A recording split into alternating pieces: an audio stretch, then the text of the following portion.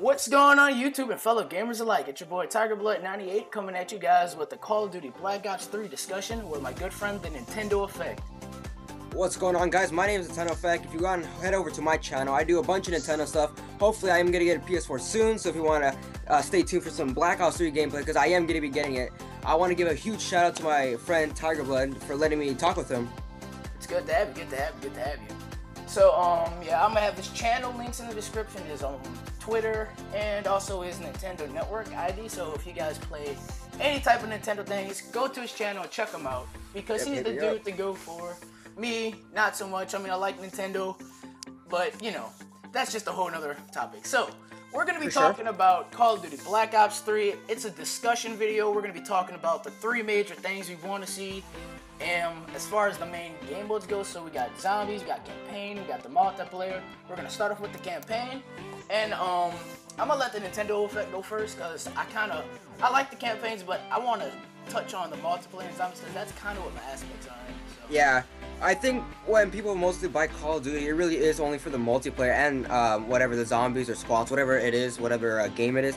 But really, campaign, you can't really ask too much. It's just going to be a story. But honestly, the really thing I want is just to go something what Black Ops 2 did. They kind of went back to the past with what is it, Mason and stuff like that. I really doubt they're going to do that, because this game's going to be based in 2065. And the Cold War was around the mid-60s, so they're going to have to go basically a century. But I do want some sort of backstory what they did, because only in the future might, you know, it worked really well in Black Ops 2, and I would love to see it to come back again in Black Ops 3.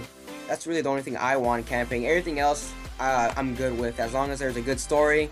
I'm really excited for the 4-player co-op too, so that's all I can give. So as far as the campaign goes, I'm not gonna lie, I kind of played like the first 2 or 3 missions of Call of Duty Black Ops 2 campaign. I absolutely love Black Ops 1 campaign, but as far as the recent Call of Duty campaigns I've ever played, which is sad, I played Ghost. That was the final campaign I played.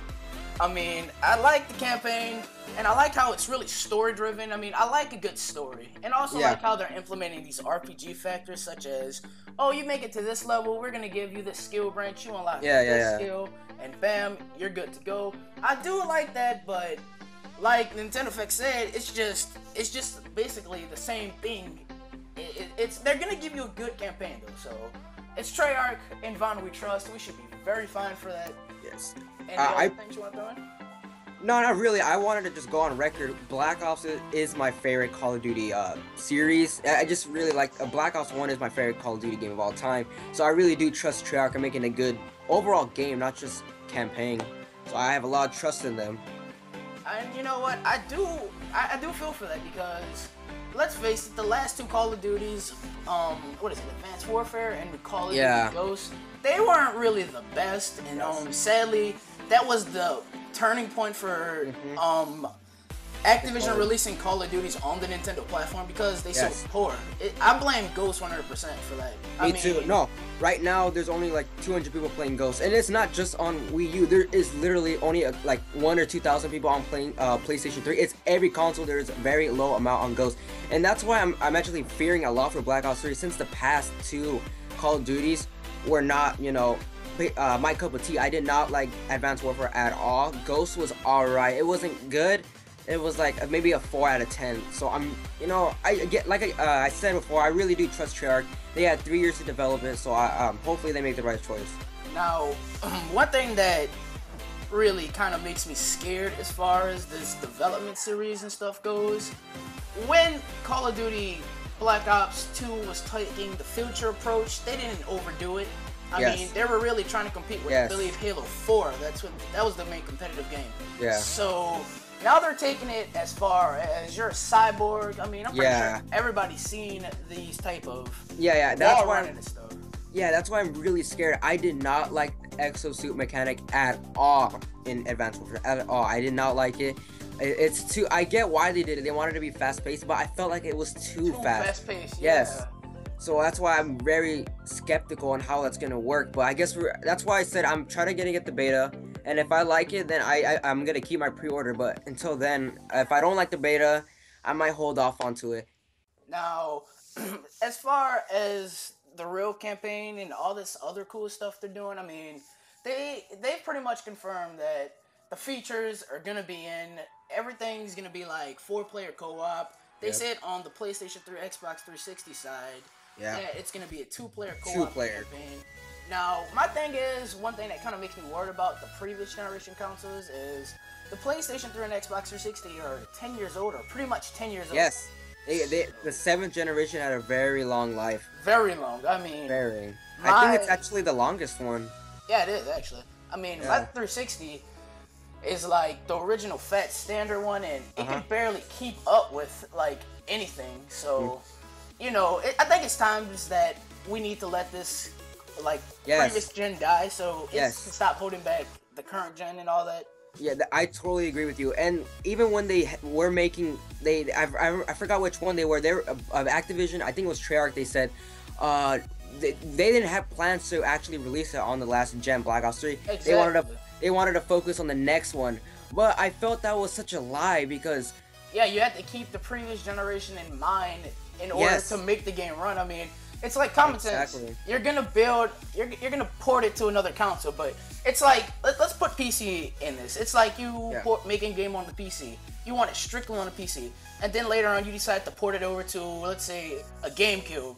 Now theoretically that makes no sense because the tech is just off. Yes, the hardware is off, and the install base is. It's just that's what really bothers me. They had the PlayStation 3, the 360 in mind from the very beginning of the Black Ops 3 development. They had it in mind. So when they come out and say that we want to focus on the next gen, they're not disappointing, and it's a lie. Like you guys should have just confirmed it from the start.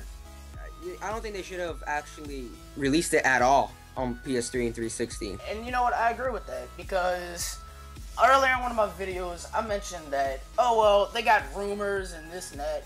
And turns out an hour later, they confirmed it, which really made me mad because I had to make 2 videos that day. But that's kind of like, why would y'all do that? I mean, look at Advanced Warfare running on the 360 and the PlayStation 3. You can tell the difference. I mean, they cut out certain game mechanics. Like Royalty Elite weapons, that's not on the 360.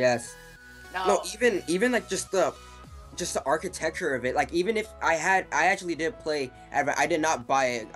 Thank God I did not buy Advanced Warfare. I borrowed it for a couple of days, and even the multiplayer, just the way it looks, just the graphics and just the texture, it just looks, you know, like they looks like they just had to just put it on there for a reason. They didn't really try. That's why I was just very disappointed that Black Ops 3 is coming on the PS3, because it's just gonna be just a it's gonna be bad, like a bad port. It really is just gonna be a bad port of it, and it's very sad. And also, I didn't want it to come on the PS3, so people actually have a reason to upgrade. Yes, exactly. The incentives.